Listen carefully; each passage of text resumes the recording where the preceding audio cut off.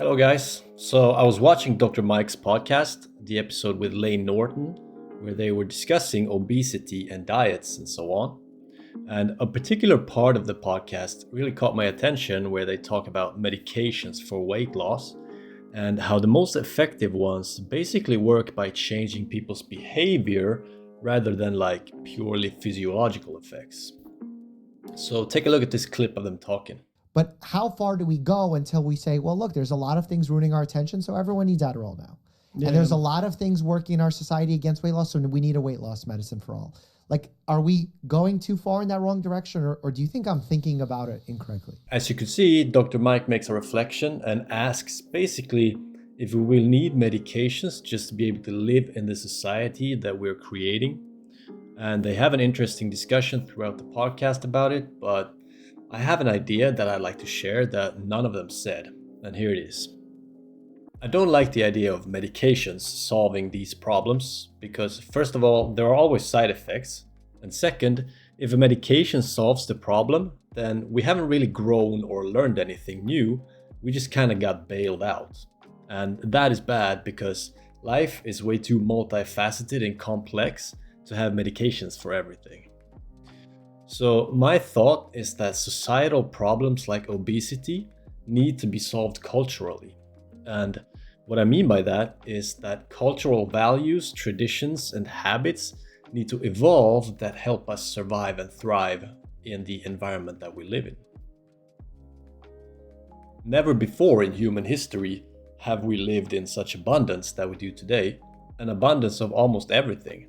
And so it's kind of like being starved for a very, very long time and then suddenly get access to a whole buffet of just delicious foods.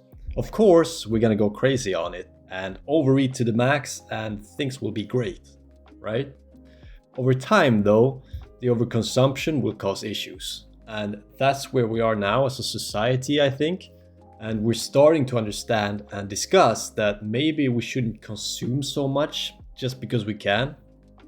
And that's the first step toward finding balance and learning how to live with abundance instead of scarcity.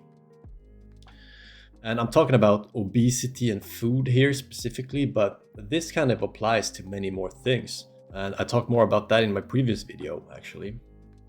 But all cultures need and have traditions and stories about how to survive and thrive in the world that they live in.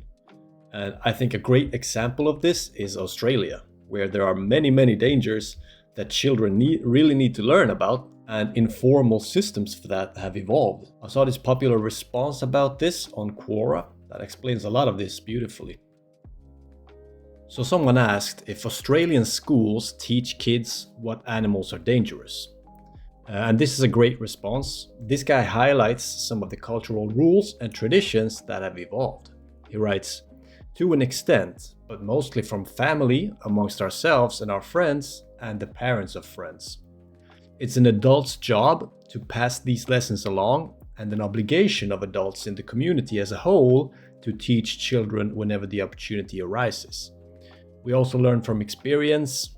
As we grow up, we're never far away from the opportunity to watch and listen and discuss and learn."